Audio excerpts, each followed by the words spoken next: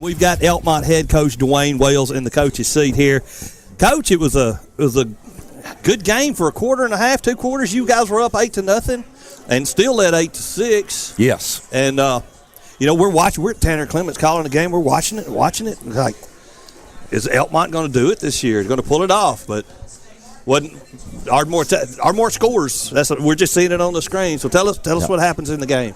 Well, we just got out to a good old-fashioned start for our rivalry and went down after a couple of possessions. We took over and got a good drive going, went down and scored late in the first quarter. And I got a very young kicker, and he's just sort of growing and maturing. So I decided to go for 2. I told the guys early in the week, I said, hey, if we score, we're going for 2 right off. So we scored, went for 2 and made it, and went up 8-0.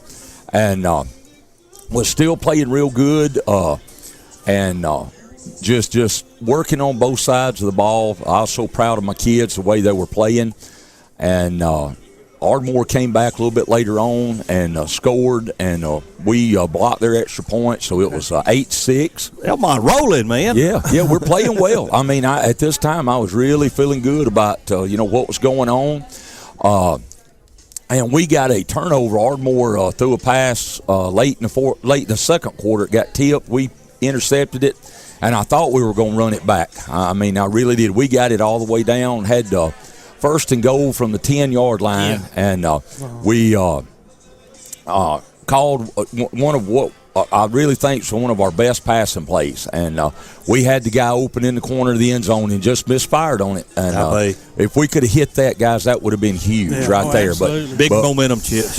Yeah. But we missed the wide open guy in the corner.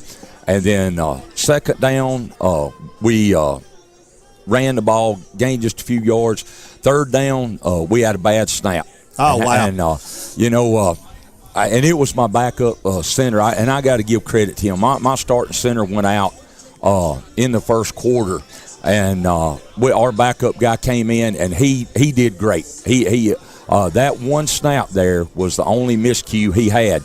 And when you bring a 10th grader in that hadn't ever played center much in a varsity game, and he only has one miscue, kudos to Mason Burns for being able to step up for us. But bless his heart, that one miscue, I know he's just sick about it. He was, and that's what's going to make him a good player. Yeah. He cares very much about how he performs. And then on fourth down, we couldn't get it in, and so that was key. That was devastating to us that we had a chance to go up, another score there right before halftime. But went in 8-6. And then came out and just both teams were battling back and forth. And Ardmore scored late in the third quarter to make it 12-8. We blocked another extra point and felt good at that point. We're still right there in the game. Yeah. And like Tom said a while ago, that word momentum. If you could have had that score going in, that changes the whole complex of what you and both coaches in both locker rooms are talking about. Oh, no doubt. You're strategizing, planning, whatever, and then hanging in there that whole third quarter if you could still been up that score. Oh, yeah. So, but, hey, God bless them. They're still hanging in there at that point. Yes. And getting it done. Yeah. 12-8 going in the fourth. When we went into the fourth quarter, we had put a drive together and got out to about midfield and then had to give it back up. Ardmore drove down, and we had them.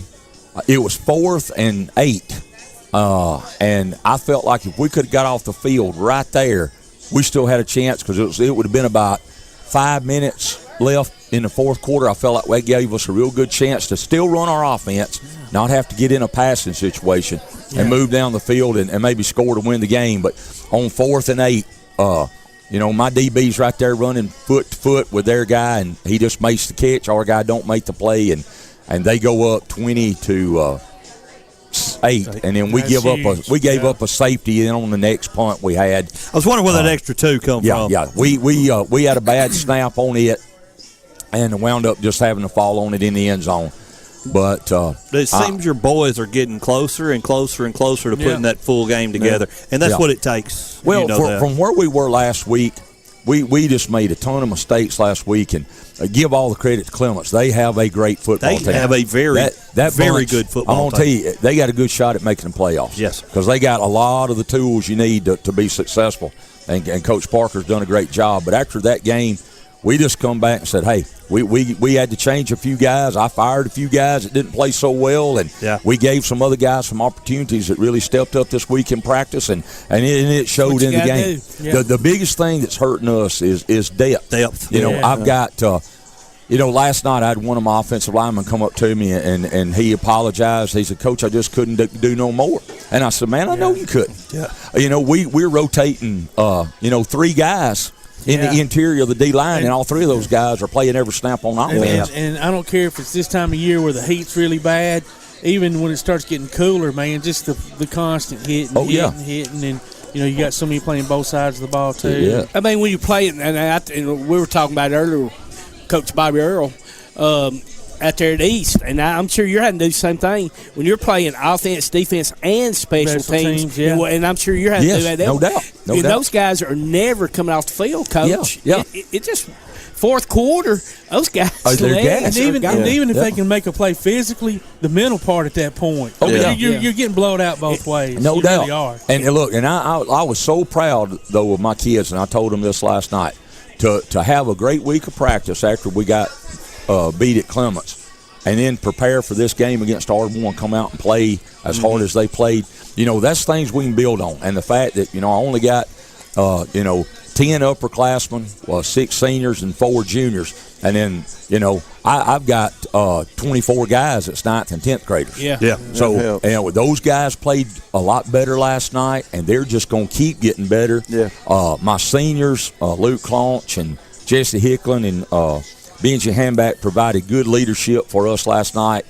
They're the 3 guys that's going on the line and having the battle every play, and my hat's off to those guys for the effort they gave. But we're just young, we're building, we're getting better, and the effort was what I was pleased with last night. We never quit, played the whole game. Coach, quickly talk about Deshler coming in next week. Hey, Deshler's 0-2 right now, but they've been beat by 2 juggernauts. They've been beat by Muscle Shoals and Russellville. So we're going to face a pretty tough Deshler team. They've got a steep tradition.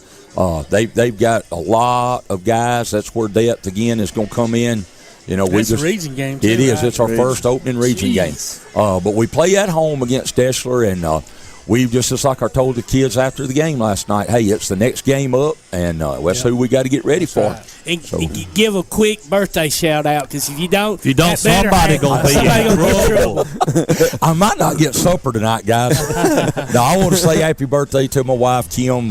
She's a blessing in my life and our family's life, and I don't know of another person that's worked harder the last 2 weeks for football other than me is my wife. Yeah. She has been right there beside me and done a million things for me, and I've been blessed with a great coach's wife. I mean, it takes a special woman to put up with all the things. Two things. It takes a special woman to love a picker, and it takes a special woman to love a coach's wife. Yeah. That's for sure. She's not only a blessing to you, she's a blessing to a lot of the community and to a lot of us. So happy birthday, Kim. Well, I appreciate it, guys. I sure do. All right, we got to take a break, ladies and gentlemen. You're listening to Applebee's Tailgate Talk on WKAC, the Big 1080.